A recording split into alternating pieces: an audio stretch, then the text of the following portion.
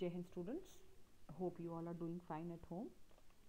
We have already covered 2 modules of this chapter, and in which we had discussed about cotton farmer in Kurnool. We had also talked about the cloth market of Erode. We had also talked about the putting out system. So let us begin with this. The first topic we'll be doing is we'll be talking about a garment exporting factory near Delhi. Now the Erode merchant supplies the cotton cloth which is produced by the weavers to a garment exporting factory near Delhi, and this garment exporting factory will use this cloth to make shirts. The shirts will be exported to the foreign buyers, and these foreign buyers are big business people from the US and Europe who run a chain of stores. Now these large stores, they do business on their own terms, which are quite strict, like they demand the lowest price from the supplier, and then they set high standards for quality of production, and then they also demand timely delivery. Any defect or any delay in the process is dealt very strictly. So the exporter tries his best to meet the demands of the supplier.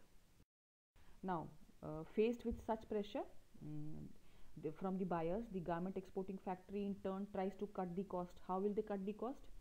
They get the maximum work out of the workers at a very low or possible low the lowest possible wages.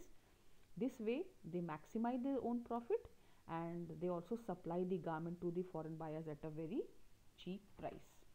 Then example has been given of an Impex garment factory which has 70 workers, and most of them are women.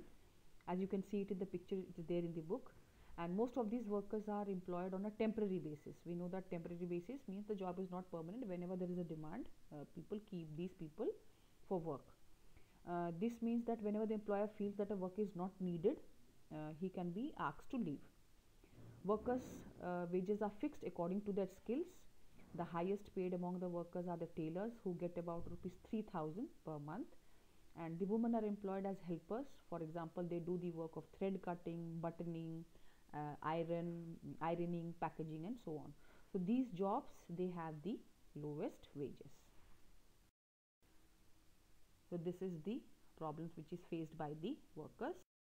This is a shirt in the market, where a number of shirts are displayed at a large clothes shop in the United States, and they are priced at $26. That is, each shirt sells for $26. That is around 1200 Indian rupees.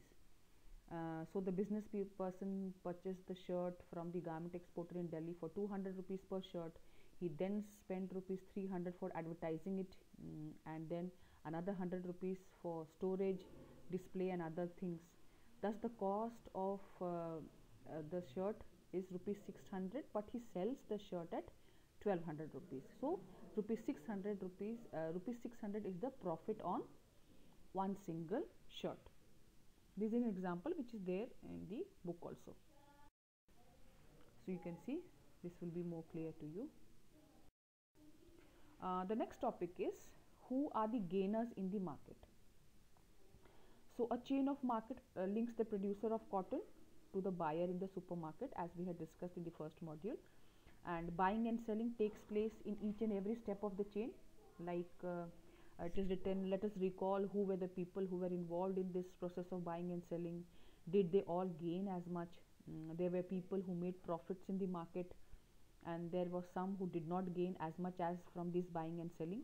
So despite working very hard or toiling very hard, they earned very little. So this has been it is telling that all are not the equal gainers in the market. The next chapter is market and equality, and here it has to say that not everyone gains equally in the market. Democracy is also about getting a fair wage in the market. If the families don't earn enough, how would they think of themselves as equal to others? And it is usually the rich and the powerful that get the maximum earnings from the market, and the foreign business person, they make huge profit. The garment exporter makes moderate profit, and on the other hand, the earnings of the workers are barely enough to cover their day-to-day needs. So we see that small cotton farmer and the weaver at a road, they put on long hours of hard work, but they do not get a fair price in the market of whatever they have produced. And the merchants or the traders, they are somewhere in between, like compared to the weavers they earn a little bit more, but still it is less than if we compare it with the exporter. So it is telling that equality does not prevail. Then this is the thing that the poor, they are always exploited by the people who are rich. The poor has to depend on the rich and the powerful people for various things.